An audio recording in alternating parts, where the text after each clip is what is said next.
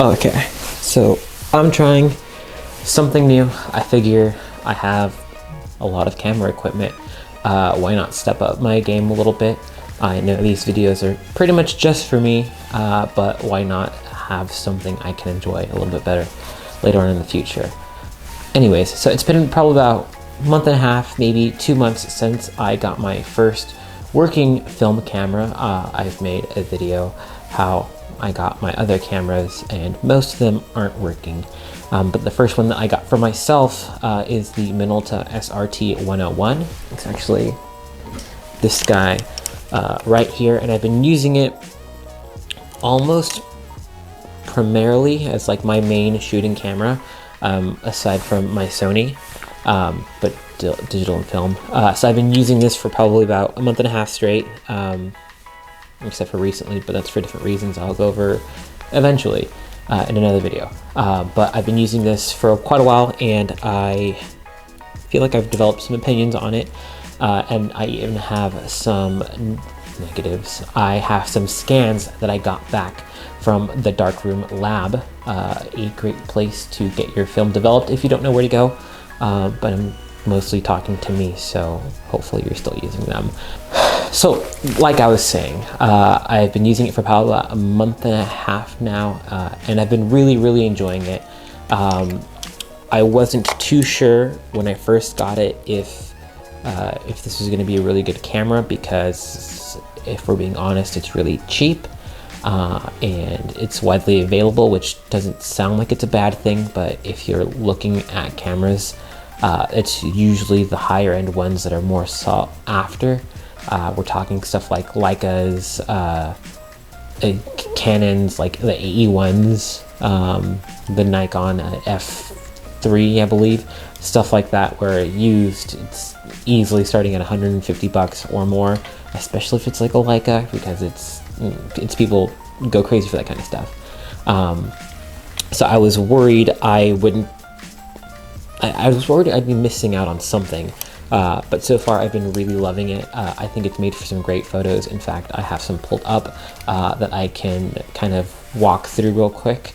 I've been mostly shooting Kodak Ultramax 400, which is a really cheap and affordable film. I think it usually comes in 35 or 24 photos, and you can usually get them in like 3 or 4 packs for like 20 to 30 bucks.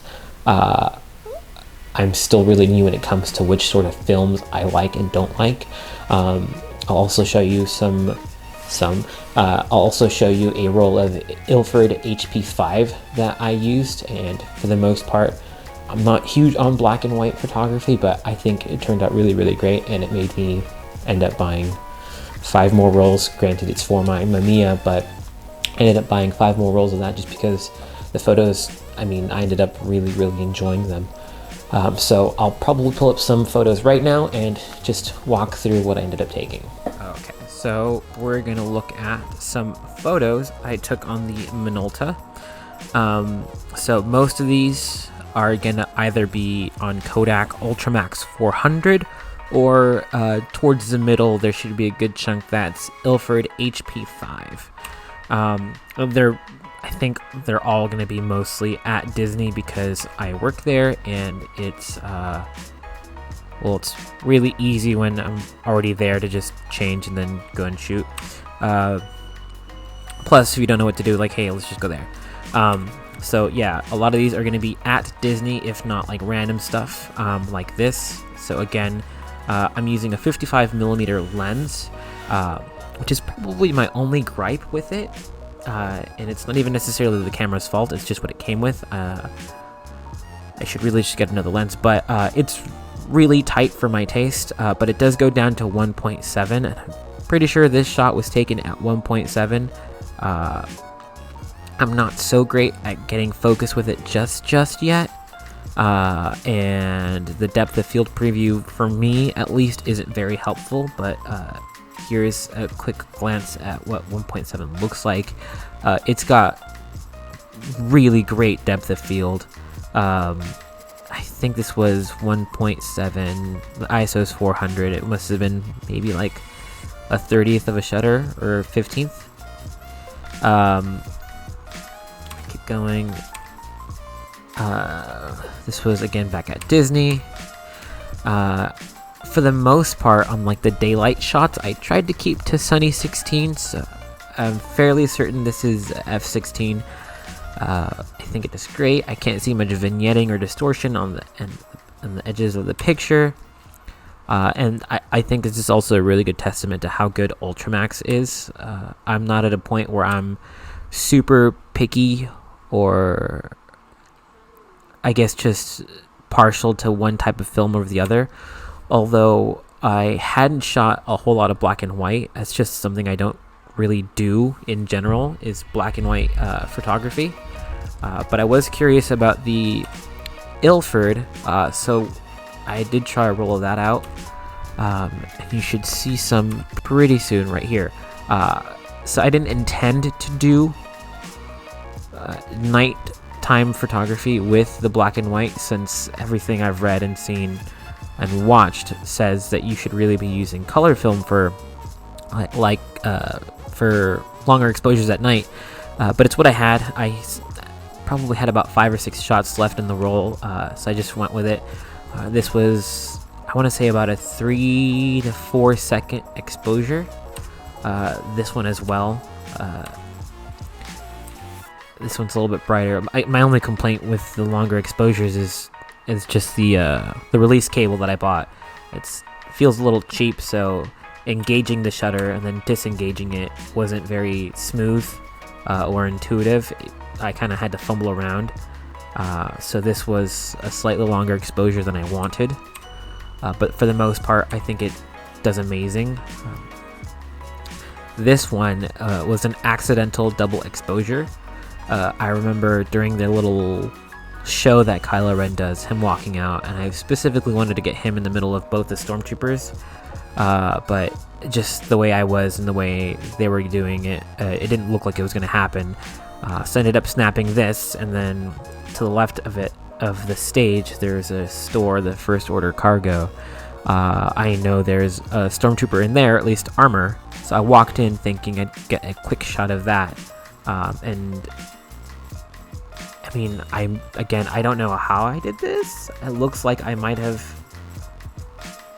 only advanced the frame so much, because it looks like it cuts off right here. Again, I don't think the Minolta, the 101 can do double exposures. If it can, I don't know how to do it. If you know how, please drop a comment below. But this was total accidental exposure. Accidental double exposure. But I know some people who really loved it, so I guess it turned out great. Happy accidents, you know, channeling my inner Bob Ross. Here's some more of Galaxy's Edge. Here's a Stormtrooper one that I really, really liked. This was pretty much what I was going for in Galaxy's Edge. I wanted a black and white photo of Stormtroopers who are black and white. And I think it turned out great, especially since I didn't think I was going to get this. They were walking around a lot, and because I've got a 55mm, getting up close without them interacting with me, because who wants that? I didn't think that was going to be possible, so as they walked by, I snapped this. So it's not in the best focus that I would have liked, but I'll take what I can get. And again, I'm not huge on black and white photography, but using this, the Ilford HP5, I really, really enjoyed it. I didn't have to push or pull any of my photos. I think for the most part, they turned out great. Even the night shots, when, I mean, I was encouraged to use color film, I think they turned out great. So much so that I ended up buying a 5-pack for my medium format Amiya. So that'll be fun to, well, I've already used a few of them for some portraits, but I think I still have 3 rolls to go through. But yeah, this sold me on Ilford black and white, just some other random ones. Really great contrast. Some of my coworkers, like Hassel, of course. This shot, really liked it. I wish my composition would have been better, but this shot made me realize why some people really like black and white. I feel like if I would have composed it better and maybe exposed the sky a bit better, this could have been a great, really moody shot. And some more of my coworkers, a friend I went with, Goofy, and then going back to the Ultramax 400. I love the colors. I'm not sure how I feel about the trees right here, but it's so great. If you have Ultramax 400 and you think for some reason it's less than like Portra 400, I don't know. I think this turned out great. This is probably one of my favorite photos from that day, and some artsy stuff. So yeah, these were all taken on the SRT101. Again, my only complaint is just the lens that I have, but I can easily just hopefully grab a couple off eBay if you are thinking of buying this camera and you found one that's at a decent price. Like I would say absolutely do it. English is hard. It's been such a blast to use, such a breeze. It's a little bit heavy, but it makes it feel like a tank. I feel like I can, for the most part, just throw it in my camera bag and it's not going to break. I kind of feel like that with my Mamiya. I feel like I need to be a little bit gentle with it, but for the most part, I'm absolutely glad I ended up buying the SRT101, and it'll probably be my main fully manual camera. Like I said, I have the Canon A1, which has lots of options, and it's been a blast to use, but for the most part, I think I'm going to keep the 101 in my camera bag, just because of how easy it is to use. I kind of wish the... what's it called? Not the viewfinder. I kind of wish the light meter worked. But with the app I've been using, it looks like it's been doing a really great job of giving me some accurate readings. So yeah, if you're thinking about the Minolta, absolutely do it. You won't be sorry. Can't go wrong. My approval, if that matters for anybody.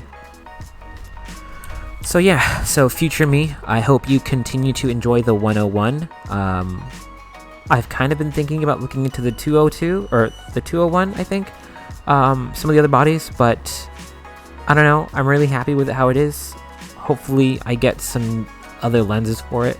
I'm gonna get a lens hood, a square one for it, and it's just for looks because I think it'll look amazing. But other than that, I'll probably make a video of the Canon A1 and the Mamiya 645-1000S in the next couple of weeks once I get film back from them, so I've got something to show off. But yeah, cool. I will catch you guys soon.